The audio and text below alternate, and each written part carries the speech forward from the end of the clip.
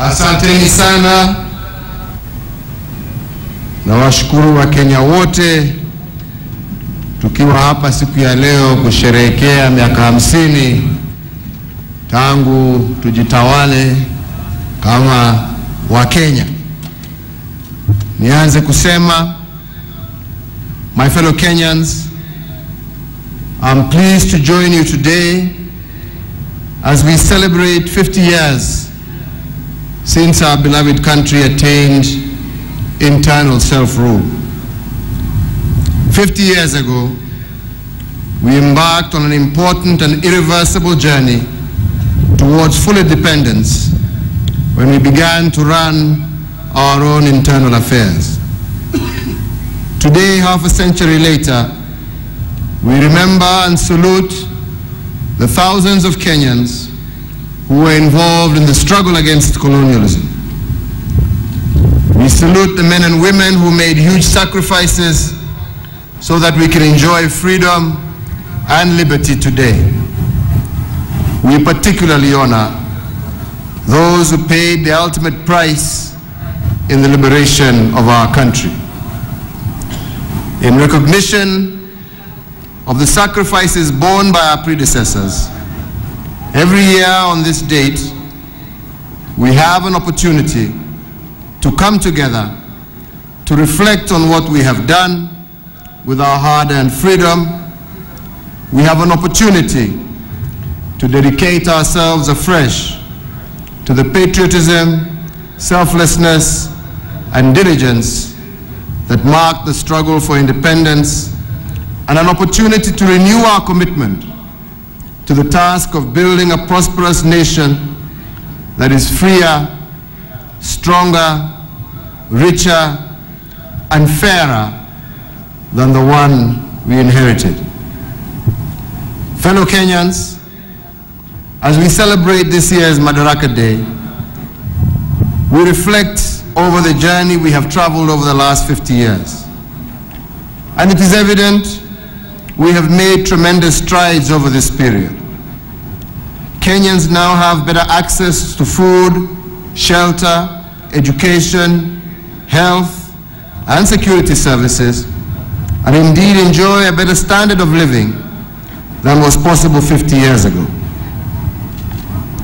In spite of this progress, much remains to be done. As we celebrate the past 50 years, we must now cast our sights over the next 50 years. We must ask ourselves critical questions. How do we tackle the challenges we now face? What advances will we have made in the next 50 years?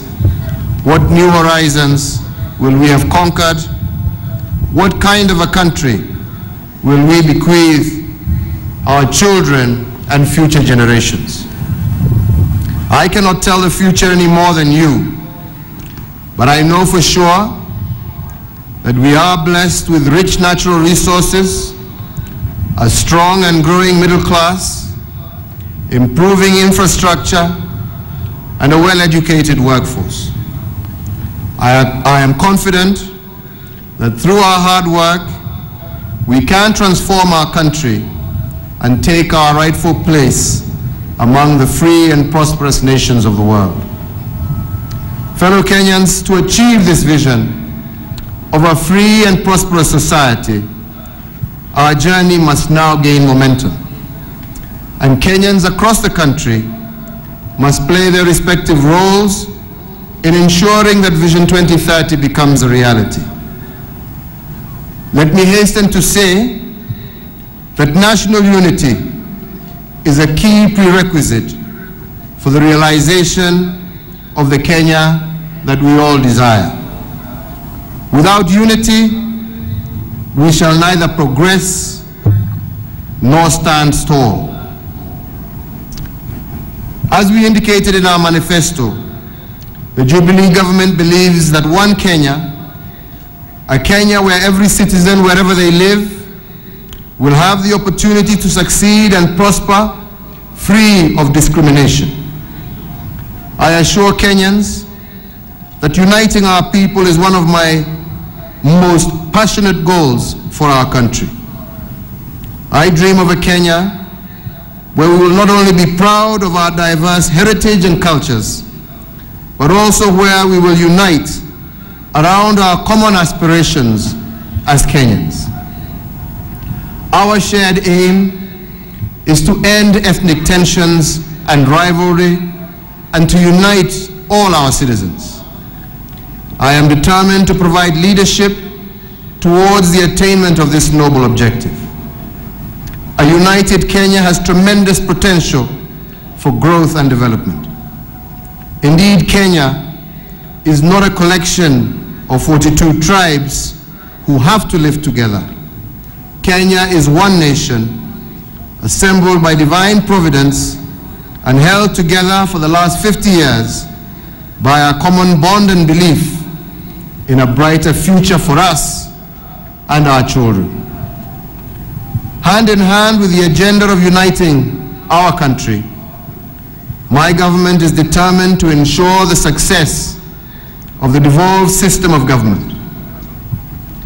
Personally, I believe the success of devolution will be the success of the Jubilee agenda for the people of Kenya. Devolution will not only facilitate the delivery of services and ensure equity, but also lead to the emergence of new centers of economic development. Through enactment of various legislation, the national government has continued to realign its functions, and the process of transfer of functions to the county governments has started. The national government will continue to give support to the county governments through capacity building. I pledge to promote the spirit of cooperation and consultation as provided for in the Constitution in order to enhance synergy and cooperation between the two levels of government for the benefit of all Kenyans. I also assure Kenyans that in the coming days, we will ensure the conclusion of the restructuring process of the provincial administration as required by the Constitution. In this regard, I have directed that provincial commissioners and other provincial heads of department in the former provinces be redeployed for other national duties.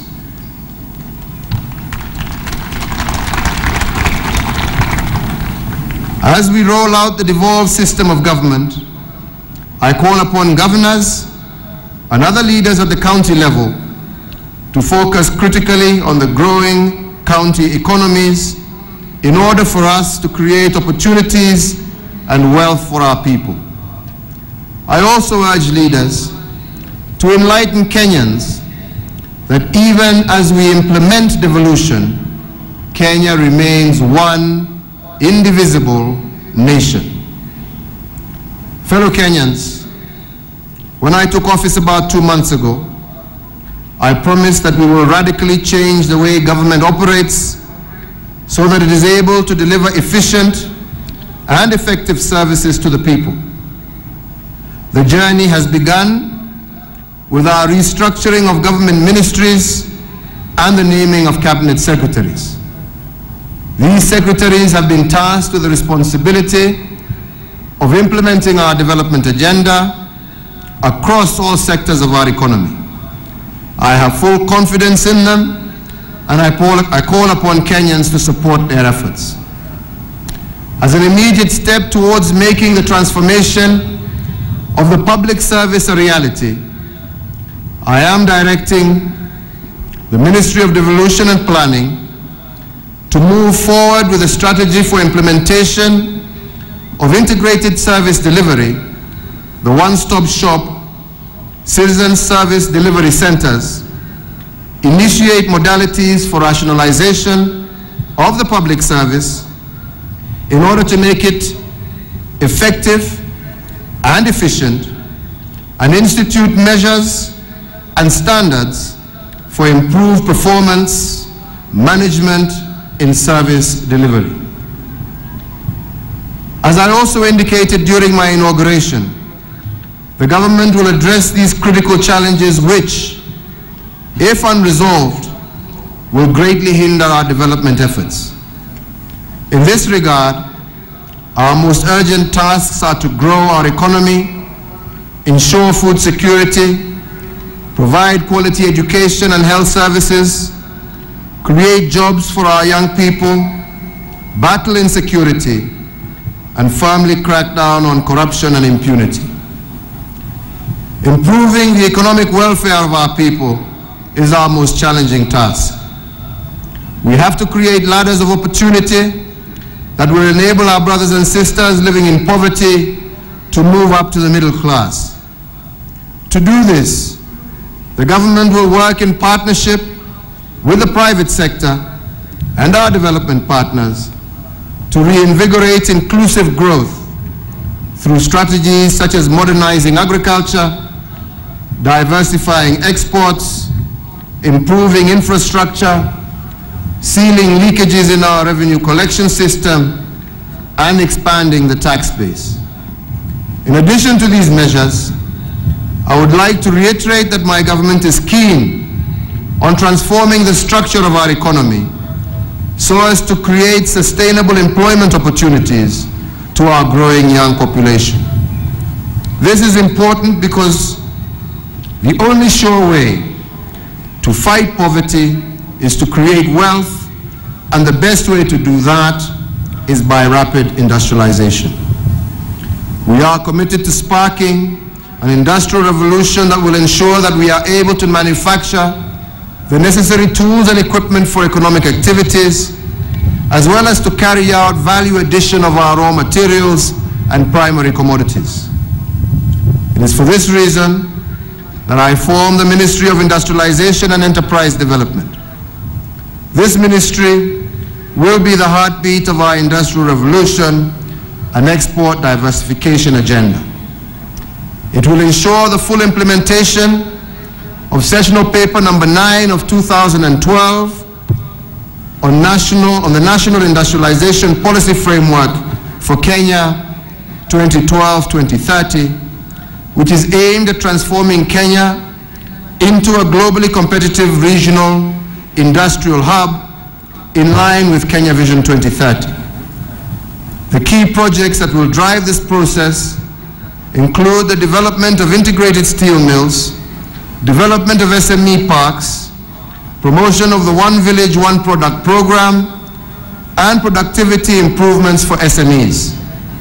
It is our conviction that these initiatives will play a critical role in attaining our objective of creating 1 million jobs per year over the next 5 years. To further increase investments and generate employment opportunities, we will continue to strengthen cooperatives to better enable them to play the crucial roles of mobilizing savings, marketing products, and value addition to our products. The mobilization of savings is particularly key to the realization of our Vision 2030 in respect to increased national savings from the current 17% to 30% of national income. I am encouraged that currently members' deposits in SACCOs amount to approximately 378 billion. We must strengthen and harness the potential of this sector in order to increase the pool of investable resources. With respect to value addition, we want to see more cooperative ventures, not only in value addition, but also packaging, branding, and marketing of high-quality products. I call upon cooperatives to emulate the success stories of cooperatives such as the new KCC, which through value addition now produces finished products, including powdered milk. This is one of the best ways in which we will be able to generate employment and create wealth. Fellow Kenyans, to further facilitate the growth of our economy, we will continue to expand the generation, transmission, and distribution of electricity. Our primary aim is to bring down the cost of electricity and at the same time ensure that it is reliable and widely available. Regarding infrastructure, we will prioritize road construction and maintenance in the next 5 years under the second medium-term plan of Vision 2030, which spans from this year to 2017. Among the key projects earmarked for implementation is the LabSet project, comprising a new road, rail, and pipeline network connecting Kenya to South Sudan and Ethiopia. The Northern Corridor Transport Project and the Kenya Transport Sector Support Project, which involves the rehabilitation of targeted regional and national roads connecting Kenya to her East African neighbors, as well as enhancing inter-county roads connectivity. We shall also secure adequate funding to begin immediate construction of the railway line from Mombasa to Kisumu. With respect to information and telecommunications infrastructure, I am happy our country has been recognized globally as a leading ICT hub and has indeed received 3 global awards for facilitating the development of ICT infrastructure, use of e-applications in public services, and indeed the famous mobile money transaction technology, M-Pesa.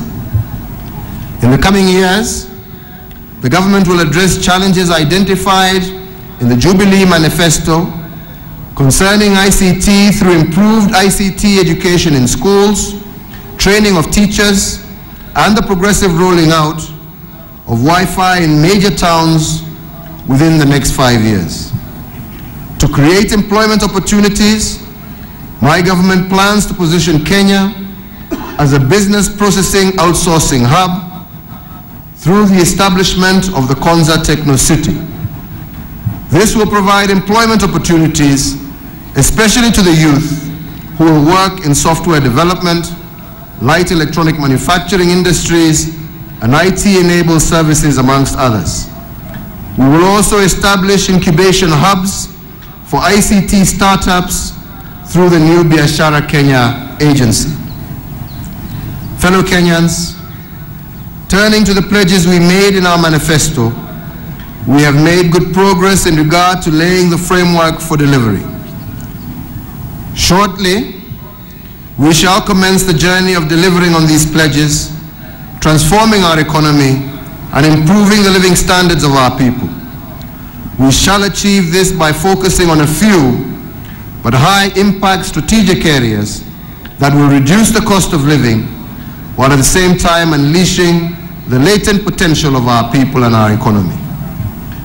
For this reason, the government has prioritized, amongst others, transport and logistics to reduce cost of transport and make our economy competitive, agricultural transformation and food security aimed at making food available to Kenyans at affordable prices, security to ensure the safety of our people and to facilitate investment, affordable, adequate, and accessible water and energy for households and investors, quality and equitable education for all school-going children, free maternal health and free access to quality health care throughout the country, and affordable and accessible credit to our youth, women, and persons with disabilities. With respect to health, my government has now made adequate budgetary arrangements to enable all pregnant mothers to access free maternal services in all public health facilities with effect from 1st June 2013.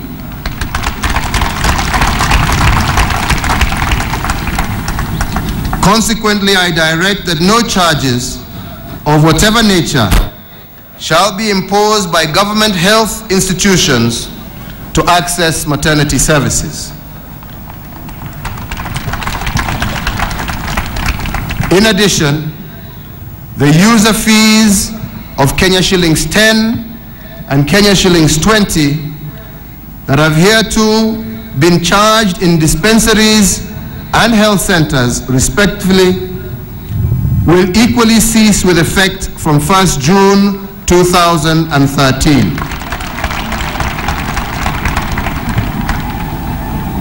These measures are expected to increase access to required services by all pregnant mothers. They will also increase access to primary health care services in government health centers and dispensaries by all Kenyans. With respect to other priorities, and starting with the next fiscal year's budget of 2013-14, my government has made provisions for adequate funding. In this regard, we have, for example, proposed to set aside 17.8 billion in the financial year 2013-14 towards food security. This allocation will be committed to ongoing irrigation projects countrywide, as well as initiating the 1 million acre irrigation program. To enable our youth and women access credit for starting and expanding small businesses, Kenya shilling 6 billion is proposed for distribution to all constituencies in the country as a revolving fund. A framework for its delivery has already been formulated. In addition, and in line with my government's commitment to the youth and women of this country, we will establish the National Gender and Development Council and further remodel the National Youth Council as institutions that will transform the mainstreaming approach into tangible and practical solutions. In education, we shall make provision for the purchase of laptops in school, and we have also set aside resources for building the capacity of teachers in lower primary schools, for content development, for the deployment of computer labs in 10 schools per constituency, and for the connection to power of schools identified for the provisions of laptops but which do not have power. I expect the ministries and government agencies concerned to implement these programs expeditiously in order to transform our economy into a prosperous middle-income country in which our citizens live with pride and dignity. I wish to assure Kenyans at this point that beyond our efforts to empower our youth through education and provision of affordable loans, my government is committed to protecting the youth from injurious influences and lifestyles that compromise their health and future. We must invest in the health and well-being of our youth, in whom the future of our country is embodied. In this regard, I wish to put on notice those who sell drugs and other substances to our youth, that we shall not allow you to ruin these young lives and deny our country the bright future we are working for. We are resolved to deal with these merchants of destruction. Fellow Kenyans, my government recognizes that security is a prerequisite to sustainable economic growth. Security of the individual and of property is embedded in our Vision 2030 as one of the foundations for socio-economic transformation. We are therefore determined to improve security across the country in order to attract investments and lower the cost of doing business and provide Kenyans with a more secure living and working environment. Several parts of our country have suffered incidents of insecurity in recent.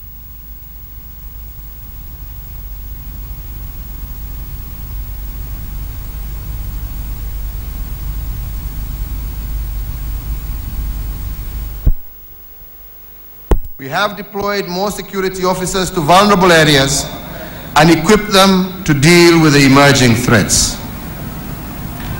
My government has nominated a cabinet secretary and sent the name to Parliament. I wish to request Parliament to expeditiously deal with his vetting. In the meantime, my government has taken measures to ensure that there is no vacuum in the management of security institutions. I have therefore directed all security organs to step up their operations to secure the nation. The ongoing police reforms are also bearing fruit, and it is our intention to ensure that we have an efficient, well-equipped, motivated, and responsive police service that will serve the nation impartially and deal firmly with criminals. I call upon the general public to partner with the police by providing information that may lead to the arrest and prosecution of criminals. To further enhance security, my government has set aside a further Kenya shillings 4 billion for the procurement of modern security equipment each year for the next 5 years. We have also proposed to allocate Kenya shillings 4.5 billion for enhanced security operations, Kenya shillings 1.5 billion for a crime research and investigation, and Kenya shillings 3 billion for financing the leasing of motor vehicles and fueling them for operations. I wish to assure all Kenyans that I will not rest until every Kenyan feels safe and secure. To the students, teachers, and parents in Bungoma, to all my fellow citizens in Madaraka, and to Kenyans in Tana River, and to citizens across our nation, we will defend you and ensure your safety and freedom. Fellow Kenyans, corruption and impunity are a major hindrance to our progress. For many years now, some public servants, business people, professionals, and even average Kenyans have engaged in corruption on such a regular basis that it seems to have become acceptable. This must stop. Corruption not only degrades the moral fabric of our society, but it also causes immense suffering to our people. Most importantly, corruption compromises the ability of government to provide effective and efficient services to its people and jeopardizes our nation's future. I call upon all Kenyans to join hands in this fight by obeying the law at all times and practicing integrity in all your endeavors. This battle will be won only when we all do that which is morally right. Let us also report corruption when we witness it and hold our leaders accountable in regard to the use of resources. Fellow Kenyans, as I conclude, I would like to affirm Kenya's commitment to regional, continental, and international cooperation. When we attained our independence, Kenya embarked on a foreign policy approach that sought to establish its space as an active and responsible member of the international community. Over the years, our nation has maintained its place as an acknowledged pillar of peace, as well as a respected leader in regional development and integration. In order to build on these achievements, my government seeks to implement a more proactive and innovative approach in pursuing our political, socio-economic interests globally. We will be guided by our strategic objective of securing and growing a vibrant modern economy, promoting regional peace and security, and enhancing Kenya's role as a respected regional and global leader. To this end, appropriate legislative and policy frameworks will be put in place to centralize and to focus Kenya's foreign service on economic diplomacy and to facilitate further engagement of the Kenyan diaspora in the social, political, and economic development of our country. Finally, ladies and gentlemen, I call upon us all to rededicate ourselves to the development of our beloved motherland. Let us also embrace the ideals of patriotism hard work, and selflessness that underpin the struggle for self-rule as we cast our eyes towards the horizon of possibility and promise. Let us all believe in ourselves and let us have faith that we can make Kenya a prosperous, free, and wealthy country. I thank you, and God bless you all.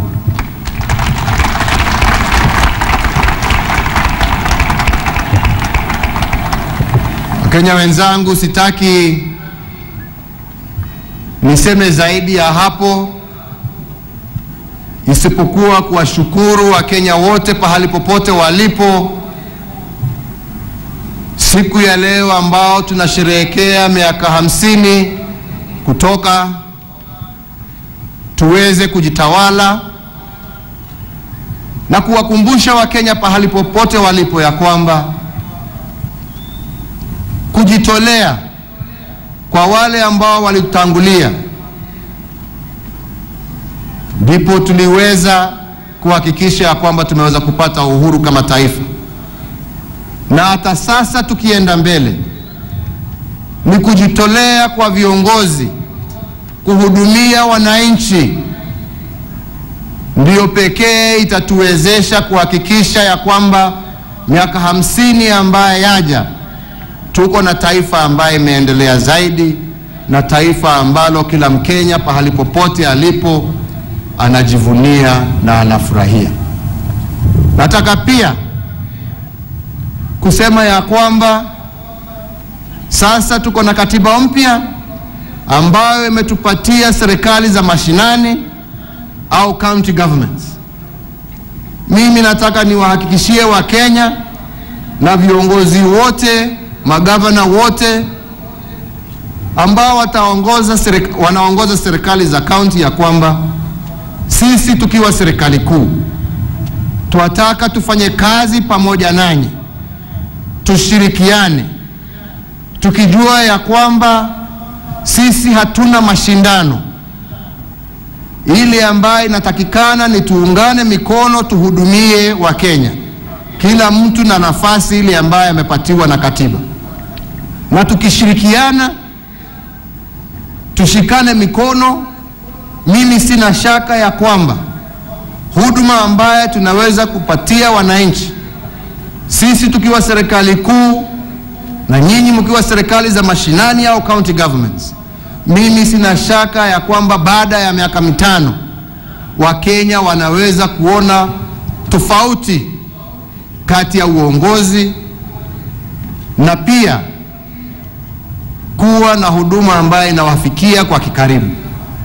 Kwa hivyo mimi nataka niwasihi viongozi wote ya kwamba sasa hakuna wakati sasa ya siasa. Wakati ni wetu sasa, tufanyie Wakenya kazi. Niko tayari mimi kuungana nanyi,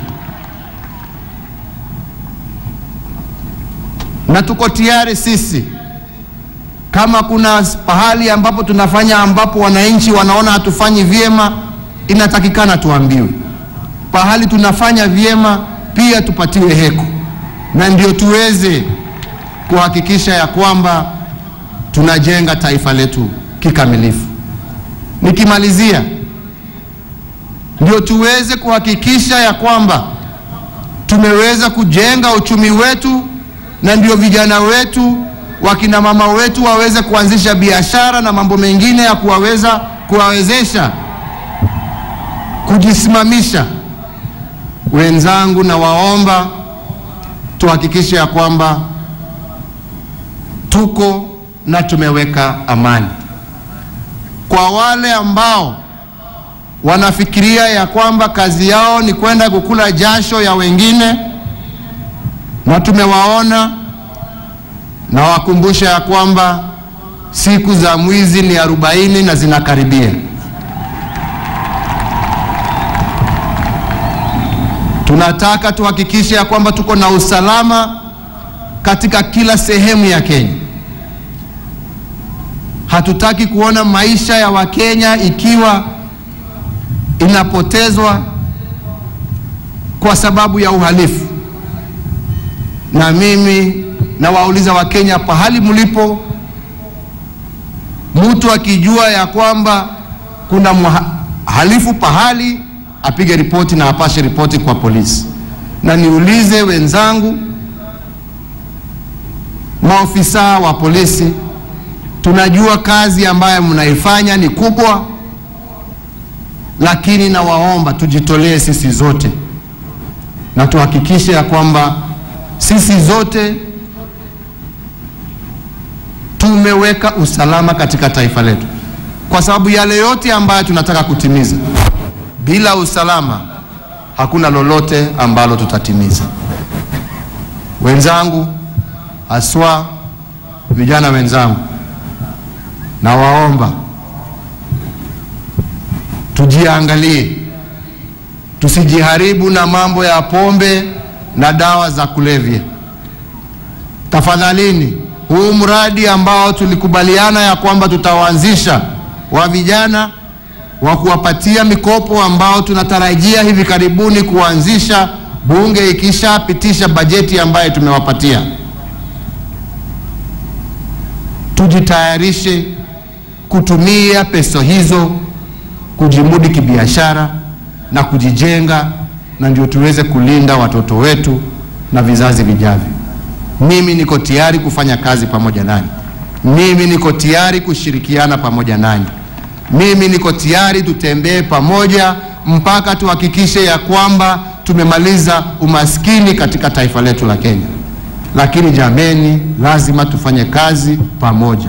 Lazima tushirikiane, na mimi sina shaka tukifanya haya, Kenya hii tutaibadilisha. Kenya hii itakuwa nchi ambaye kila Mkenya pahali popote alipo ajivunia na afurahia. Watoto wa shule za Nairobi, na washukuru sana kwa vile mmetutumbiza hapa. We are very grateful to you. Thank you very much. Mungu awabariki. Mungu awabariki taifa letu la Kenya, na tuipeleke mbele. Hakuna shida. Hatulali sasa, ni tusukume kazi mbele. Asanteni sana. Mungu awabariki. Thank you very much.